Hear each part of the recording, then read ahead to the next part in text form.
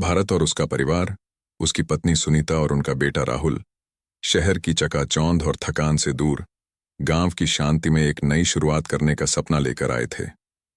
गांव के बाहर एक पुरानी हवेली किराए पर मिल गई थी, जो देखने में खंडहर जैसी लगती थी, मगर विशाल और शाही थी। भारत ने सोचा था, यह हवेली हमारे लिए एकदम सही होगी। गांव के कुछ लोगों ने उन्हें हवेली के रहस्यमयी इतिहास के बारे में चेतावनी दी थी। वहां मत जाइए साहब, उस हवेली में कुछ ठीक नहीं है। लेकिन भारत ने इन बातों को मजाक समझकर नजरअंदाज कर दिया। सुनीता भी इन बातों को दकियानूसी मानती थी। दोनों का मानना था कि ये सिर्फ गांव वालों की अफवाहें हैं।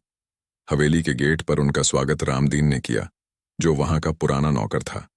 उसकी आंखों में चिंता और डर साफ झलक रहे थे।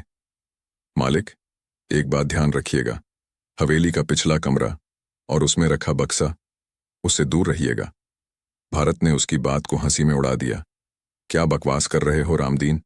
अब तुम्हें भी भूत प्रेत दिखने लगे क्या? रामदीन ने कुछ नहीं कहा।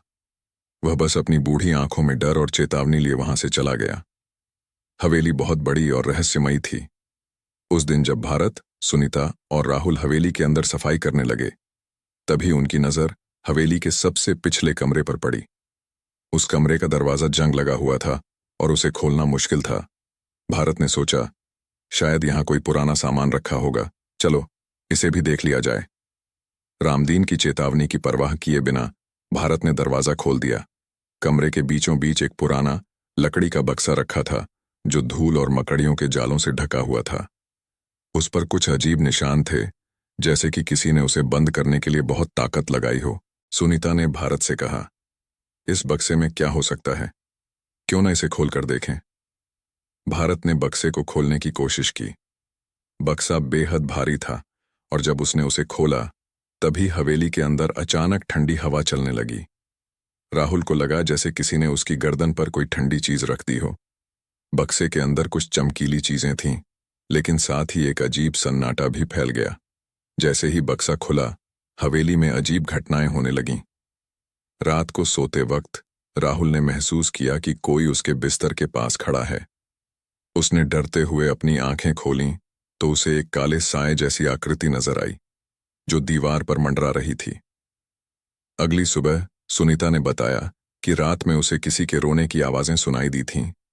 पहले तो उन्होंने सोचा कि शायद ये उनकी कल्पना हो, लेकिन जब चीजें गिरने लगीं, दरवाजे खुद ब खुद बंद होने लगे और फर्श पर अजीब निशान दिखने लगे, तब वे समझ गए कि कुछ तो गड़बड़ है। भारत ने रामदीन को बुलाया और उससे इन घटनाओं के बारे में पूछा। रामदीन ने भारी मन से कहा, मालिक, ये सब उसी बक्से की वजह से हो रहा है। सालों पहले इस हवेली के मालिक ने अपनी ही बेटी को मार दिया था और उसे उस बक्से में छिपा दिया था। तब से इस हवेली पर उसका श्राप है। जिसने भी उस बक्से को छुआ, उसका अंजाम बुरा ही हुआ। अब भारत और सुनीता को अपनी गलती का एहसास हो चुका था, लेकिन अब बहुत देर हो चुकी थी। हवेली की आत्मा जाग चुकी थी। हर रात रोने की आवाजें तेज होने लगीं, छत से अजीब परछाइयां लटकने लगीं और हवेली का हर कोना खौफनाक हो गया था। एक रात जब पूरा परिवार डर के साए में सोने की कोशिश कर रहा था, तभी हवेली के अंदर से जोर से धड़ाम की आवाज आई। बक्सा खुद ब खुद फिर से खुल गया और एक साया उसमें से बाहर निकल आया। वह साया उस बच्ची का था, जिसे हवेली के मालिक ने मारा था। अब वह अपने बदले की तलाश में थी। भारत और उसका परिवार उस हवेली से भागने की कोशिश करने लगे, लेकिन दरवाजे बंद हो गए। वे चारों तरफ से घिर गए थे। उस रात वह साया हवेली पर हावी हो गया और अगली सुबह रामदीन ने हवेली में सिर्फ सन्नाटा और वीरानगी